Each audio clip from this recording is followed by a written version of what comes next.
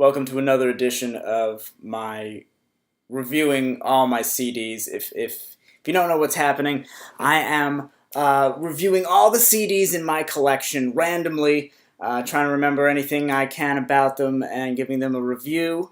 These are all the physical CDs I have just because they're dying out and I want something to do with them. I've randomly generated a few numbers, so I know I have 5 rows on my CD case, and each row has 23 CDs or so. And so I generated some numbers. I wrote them on this junk mail, like this business reply thing. Yeah.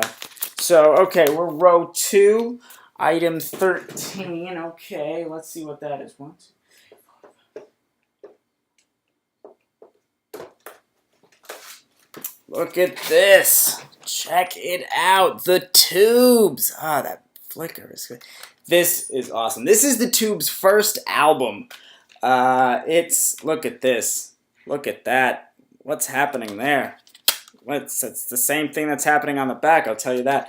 The Tubes, actually a band that had a long history, but not a lot of people know. At least I think not a lot of people know them. I didn't know them until a friend turned me on to them. But they're really cool. They were a 70s kind of art band. I wouldn't say art band. They're like a pop, rock, kind of proggy kind of thing going on. But they're great. So this is the first album. I haven't really listened to the rest of the stuff. I sampled a little bit. It wasn't that great in my opinion. But this is awesome. It's just like so weird.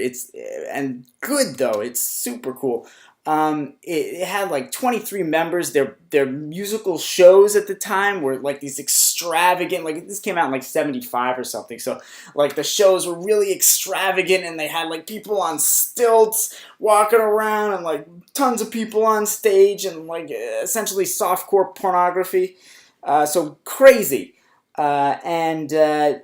Just kind of, and the music, it's produced, this album is produced by Alice Cooper, who said he'd only do it, because he was under contract, he would only do it if he could produce it as if it were a musical, like a rock opera.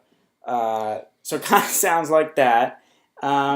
It's just sweet. I mean, okay, so here's the track listing. Up from the Deep, Halos, Space Baby, Malagueña Cerosa, Mondo Bondage, What Do You Want From Life? That is a sweet song. It's just all about, I'll get to that in a second. Boy Crazy and White Punks on Dope. So basically, especially What Do You Want From Life? It's all like satire of popular culture, is the crux of this music.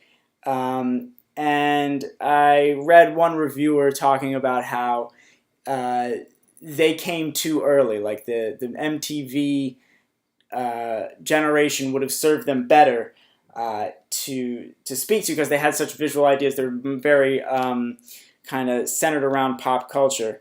But they did have a lot of influence, even though they weren't huge. White Punks on Dope, which is a satire of rich kids in California being strung out on dope, was referenced by The Clash with their album Enough Rope. I think it was an album.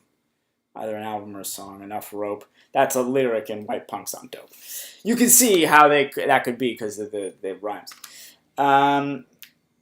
This is seriously, if you like 70s music, if you like Led Zeppelin, check this out. If you like Yes, check this out. If you like musicals, maybe check it out. If you like space noises, check this out.